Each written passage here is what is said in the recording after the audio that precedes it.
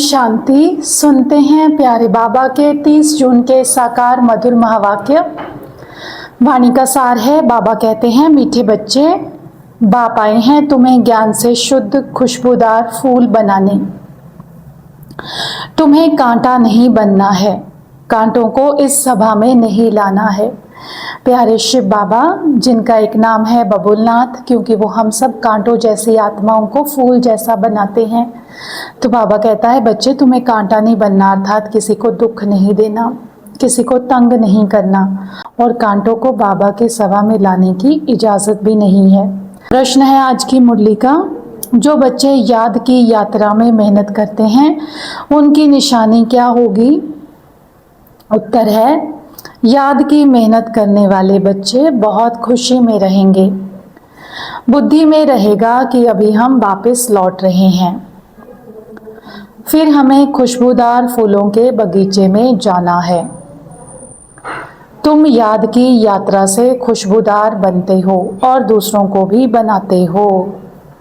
जो बाबा की याद की यात्रा पर तत्पर रहते हैं उनकी निशानियां क्या होंगी? उनको घर लौटने की, परम धाम में जाने की बड़ी खुशी होगी, और फिर उनको इस बात की खुशी भी होगी कि इसके बाद वो खुशबूदार फूलों के बगीचे में अर्थात सत्युगी दुनिया में जाएंगे, राज्य करेंगे। हम खुद इस बाबा की याद की यात्रा से खुशबूदार फूल बनते हैं और दूसरी आत्माओं को भी ज्ञान समझाकर, सिखाकर खुशबूदार फूल बनाते हैं। मनुष्य को देवता बनाने की सेवा करते हैं, सबसे बड़ी सेवा।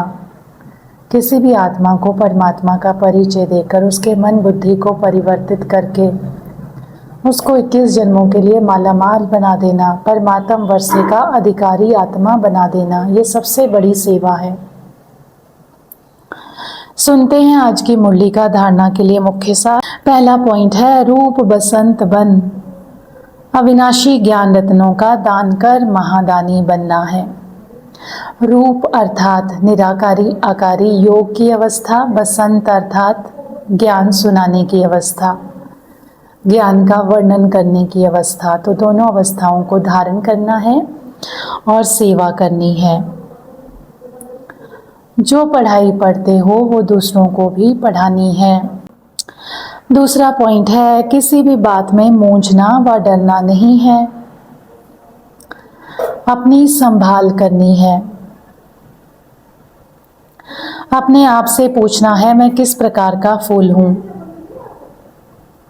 मेरे में कोई बदबू तो नहीं है?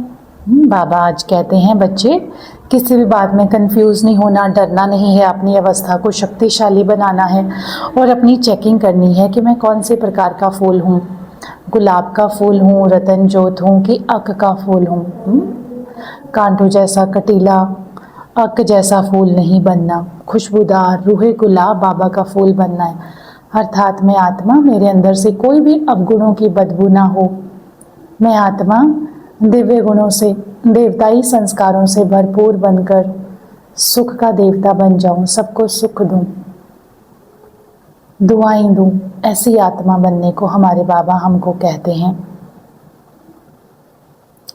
आज की वाणी का वरदान है, दृढ़ संकल्प द्वारा कमजोरियों रूपी कलयुगी पर्वत को समाप्त करने वाले समर्थ स्वरूप भव। दृढ़ संकल्प द्वारा कमजोरियों रूपी कलयुगी पर्वत को समाप्त करने वाले समर्थी स्वरूप भव।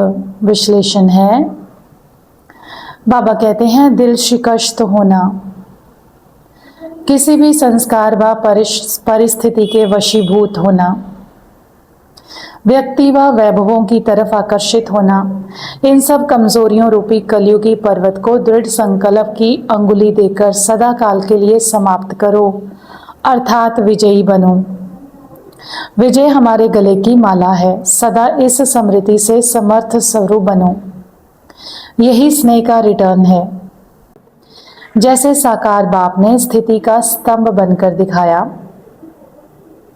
ऐसे फॉलो फादर कर सर्व गुणों का स्तंभ बनो।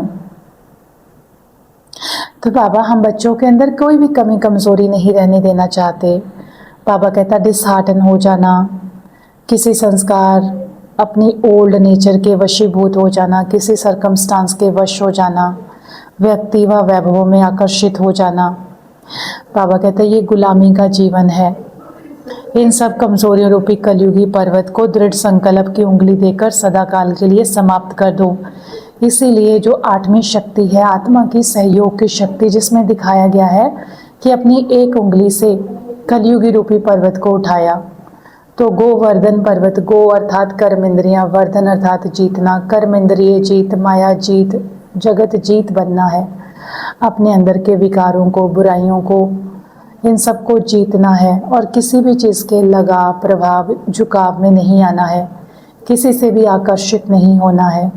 सदा एक निराकार परमात्मा शिव बाबा के संग में रहकर उसकी वाइब्रेशंस के इन्फ्लुएंस में रहना है और किसी के इन्फ्लुएंस में नहीं आना है। तो बाबा कहता जो विजय माला, ऐसी आत्माएं ही विजयी बनती हैं। इसी स्मृति से समर्थ रूप बनो। जैसे बाबा स्थिति का स्तंभ थे ब्रह्मा बाबा, वैसे हमें भी सर्व गुणों का स्तंभ बनना है।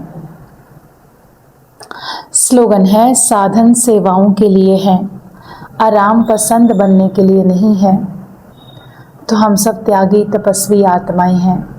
साधना तपस्या हमारे जीवन का मूल आधार है। तपस्वी आत्माओं के आगे साधन, प्रकृति, चीज़ें सब दासी बनकर आते हैं। लेकिन जब ये सुविधाएं हमें मिले तो हमें उनका गुलाम नहीं बनना, हमें अपनी साधना नहीं छोड़ देनी। तो बाबा कहता है साधन सेवाओं के लिए है, आराम पसंदी के लिए नहीं है। अगर साधन अवेलेबल ना भी हों तो भी बाबा की सेवा में सदा हाजिर रहना है, क्योंकि हम साधनों के गुलाम नहीं हैं। सुनते हैं आज का अव्यक्त इशारा। जैसे एटम बॉम्ब एक स्थान पर छोड़ने से चारों ओर उसके अंश फैल जाते हैं, वह एटम बॉम्ब है और यह आत्मिक बम है।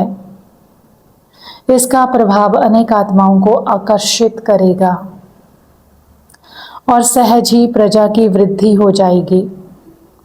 इसीलिए संगठित रूप में आत्मिक स्वरूप के अभ्यास को बढ़ाओ। समृद्धि स्वरूप बनो तो वायुमंडल पावरफुल हो जाएगा। बाबा कहता जैसे एक एटम बम छोड़ने से वातावरण दूषित हो जाता है, उसके दुष्प्रभाव फेस करने पड़ते हैं, उसी तरह से अगर आप अपनी शुद्ध पवित्र आत्मिक स्थिति में रहोगे तो उसका प्रभाव भी चारों ओर फैलेगा और अनेक आत्माएं आकर्षित होकर बाबा के घर में आएंगी, ज्ञान योग धारणाओं को अपनाएंगी और प्रजा बनाना बहुत सहज हो जाएगा। इसके लिए बाबा कहता है संगठित रूप में निरंतर अंतर्मुखी होकर आत्मिक स्थिति के अभ्यास को बढ़ाते जाओ और आत्मिक स्थिति के वाइब्रेशंस पूरे विश्व में फैलाओ। परमात्मा की याद के वाइब्रेशंस, तपस्या के वाइब्रेशंस, योगी स्थिति के वाइब्रेशंस, पवित्रता के वाइब्रेशंस पूरी सृष्टि में फैलाकर सृष्टि का वायुमंडल परिवर्तित कर दो, तो आत्माएं ऑटोमेटिकली आकर्षित होकर आ जाएंगी। ये थे आज के प्यारे बाबा के महावाक्य। मीठे बाबा का बहुत बहुत शुक्रिया। अच्छा, ओम शांति।